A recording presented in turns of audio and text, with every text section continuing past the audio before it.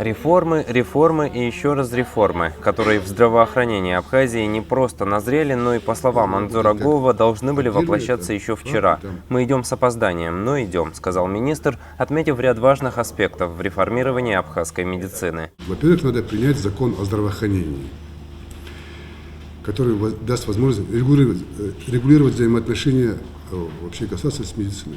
Второе, то, что надо принимать закон о частной медицине, потому что чисто государственное не вытягивает государство. Третье, взаимодействие между больницами и их сертификация и аттестация всех врачей по квалификационному уровню должна проводиться. Третье, введение страховой медицины, обязательное медицинское страхование у нас на территории. Четвертое, вот то, что я вам сказал, это идет модернизация оборудования, повышение уровня знаний, то есть выездные циклы будут сюда. Мы наших врачей будем отправлять на специализацию в Россию, если возможность есть, за рубеж. В этом году закон о здравоохранении должен быть принят парламентом, что, по убеждению Гоова, позволит развивать частную врачебную практику, а в случае необходимости и частно-государственное партнерство в медицине. Одним из аспектов реформ министр назвал и появление в Абхазии собственного перинатального центра на основе столичного родильного дома. Он будет выведен из состава республиканской больницы. Это была предвыборная программа президента, и мы решаем о том, чтобы его отделить и сделать его республиканским роддомом. Это после соответствующего его оснащения всеми необходимыми и оборудованием, и специалистами, которые должны присутствовать в каждом отдельном учреждении медицинском. Говоря о достигнутых успехах, Гоов отметил договоренность с Минздравом России о продолжении в 2015 году программы по высокотехнологичной медицинской помощи – ВМП. Между тем, у Минздрава Абхазии остаются долги, погашение которых идет одновременно с лечением новых пациентов. Их только в 2015 году отправлено в Россию больше 150 человек. На 2014 год оставалось где-то 12 миллионов рублей, а за 2015 год мы отправили уже 150 больных, поэтому задолженность будет, потому что больных больше становится, это естественный процесс, а лечение, оно только дорожает, поэтому говорит, что оно постепенно погашается государством долги. Все разом выплатить, ввиду скудного бюджета не можем, но поэтапно погашаются долги, поэтому часть больных мы отправляем по той же самой программе высокотехнологической помощи, а часть на себя берет республиканский бюджет.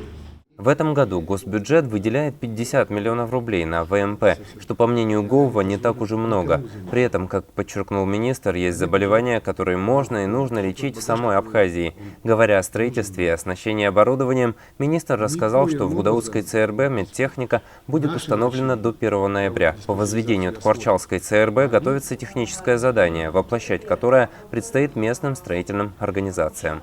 Строители будут наши, местные. Это уже регулирует отношение УКС, Управление капитального строительства. А вот проект мы вместе обсуждаем, вместе, вот Минздрав и УКС. Потому что техническое задание мы им даем. Все остальные строительные бригады будут местные, наши неплохо умеют строить. Среди объектов, остро нуждающихся в капитальном ремонте, и детская республиканская больница, городская клиническая больница города Сухум. Говоря о неконтролируемом росте цен на фармпрепараты, Гоов отметил, что государственных аптек в Абхазии всего 3, коммерческих, между тем, больше 150. После формирования списка жизненно необходимых препаратов государство будет регулировать наценку на них. Есть жизненно важные лекарства, которые необходимы для жизнедеятельности государства. В России это около 700-800 наименований. Мы сейчас готовим это постановление о том, чтобы ввести, это начнем где-то 250, по-моему, там наименований, на которые мы, как государство, будем влиять на ценообразование, на эти медикаменты, исходя из закупочных цен, которые мы закупаем напрямую. Поэтому на эти виды лекарств, на которые мы обозначим, государство будет влиять. Вот мы с Минэкономикой мы это разрабатываем сейчас. И я думаю, что вот в течение месяца мы это уже постановление вынесем на заседание Кабинета министров. Дефицит кадров – одно из болевых мест абхазского здравоохранения. Нет детских инфекционистов, неонатологов, не хватает педиатров, врачей других профилей. Проблема возникает в том числе из-за невозвращения на родину молодых медиков, получивших дипломы. Выход – обязать отработать положенный срок, считает Гоов. Я думаю, что все должны, не все, но, во всяком случае, большая часть должна вернуться. Те, которые обучались за счет республиканского бюджета, да, они должны вернуться и помочь своей стране. До тех пор, пока для официального Тбилиси не существует независимой Абхазии, любые контакты с Минздравом Грузии исключены. Более того, ни одному врачу или медучреждению на территории Абхазии не будет позволено находиться под грузинской юрисдикцией. В одной из поликлиник в Гайском районе был назначен главный врач Минздрава Грузии. Мы когда об этом узнали, то я провел совещание, дал указание главному врачу района о том, чтобы выяснить отношения. Когда они туда приехали, там был инцидент определенного рода. И мною, с согласованием главы района, эта амбулатория была закрыта. То есть на территории Абхазии, я знаю, что от Псоу до Ингура до территории Абхазии, распространяется юрисдикция Абхазии и Минздрава Абхазии. И все должны подчиняться законам и Конституции Республики Абхазия. Всякие назначения наших зенгурских соседей, они неправомочны. Поэтому все программы, которые они делают по гепатитам и по всем остальным делам, никоим образом, по туберкулезу, никоим образом не обсуждались ни со мной, ни с Минздравом Абхазии. Мы эти программы наши согласовываем только с Российской Федерацией, и они нам помогают в этом полностью. К концу июля в Абхазию будет доставлена медтехника, которая закроет потребность республики в рентгенах, флюорографах и другом оборудовании. Главный поставщик, фирма Севкаврентген-Д, обеспечит не только качество работы, но и своевременное техническое обслуживание. Рентгеновское оборудование, которое мы покупаем на Севкаврентгене, оно идет как гибрид, он работает и в аналоговом, и в цифровом режиме. То есть завод-изготовитель, он находится в шаговой доступности здесь, рядом. То есть у нас условия договора в том, чтобы в течение 3 дней, это завод-изготовитель сам, была устранена неполадка.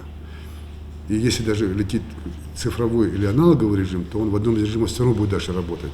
До приезда специалистов. Параллельно с этим, вот мы буквально на 2-3 недели назад зарегистрировали здесь компанию по обслуживанию этой медтехники.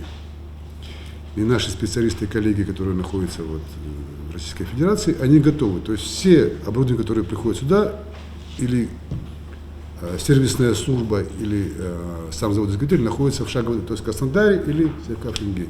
Уже в августе Минздрав Абхазии планирует начать полную диспансеризацию населения, которая впервые будет проходить с применением столь современной медицинской техники. В ее числе 2 передвижных медицинских комплекса с кабинетами кардиологии, офтальмологии и флюорографии. Конечно, есть.